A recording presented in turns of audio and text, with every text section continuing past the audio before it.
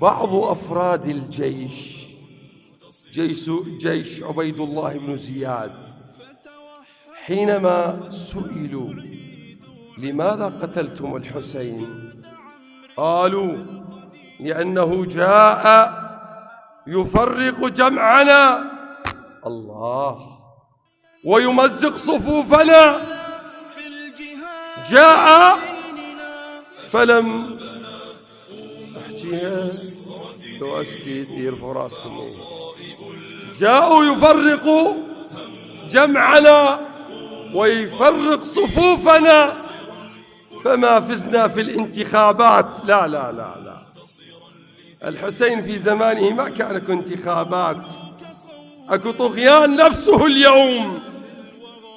ترى نفس الادعاء، لماذا قتلتم الحسين؟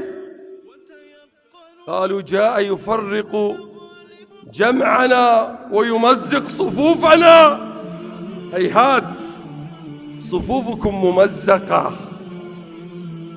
صفوفكم ممزقة وأعمالكم فاشلة، والتاريخ سجل ذلك.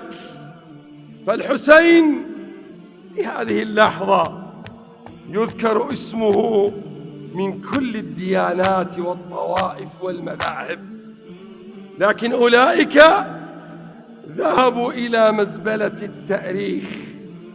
20 عاما من بعد الاحتلال ما أنجزتم شيئا، ما قدمتم شيئا لأهلكم وأحبابكم ومن اعتمد عليكم. اليوم تحاربون بألسنة حداد أشحة على الخير، لكن الحسين استأذنهم أن يقضي ليلة مع الله، يبيت ليلة مع الله.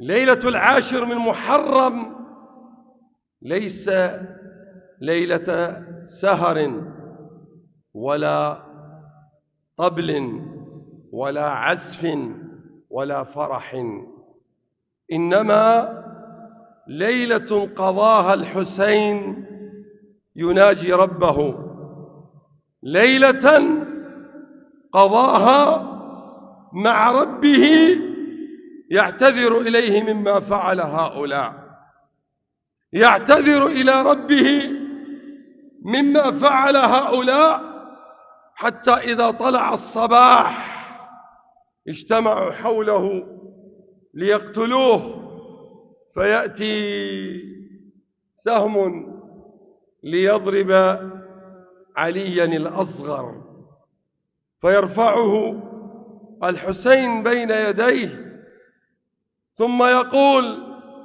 يا رب هؤلاء عاهدونا ثم أخرجونا ثم غدروا بنا فقتلونا، اللهم عليك بهم. والله كأني أنظر إلى هذا البلد تلاحقه دعوات الحسين.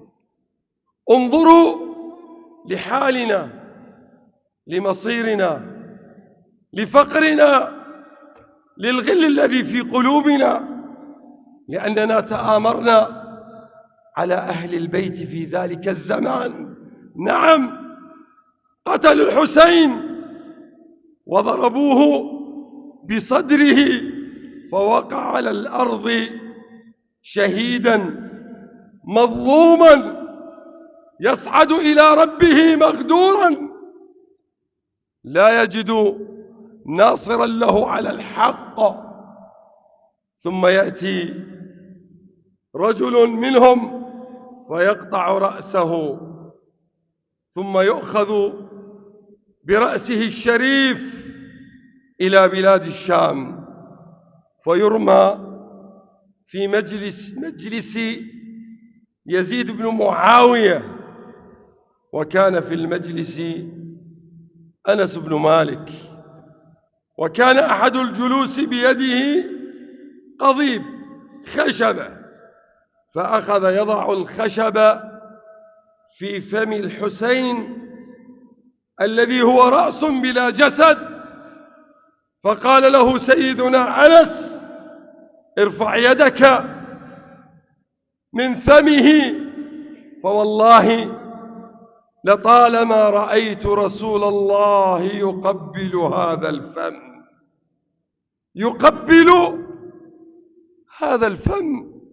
لذلك قال الشاعر: ارفع يمينك، ارفع يمينك والقضيب المجرما، وكفاك إجراما وكف تأثما. إني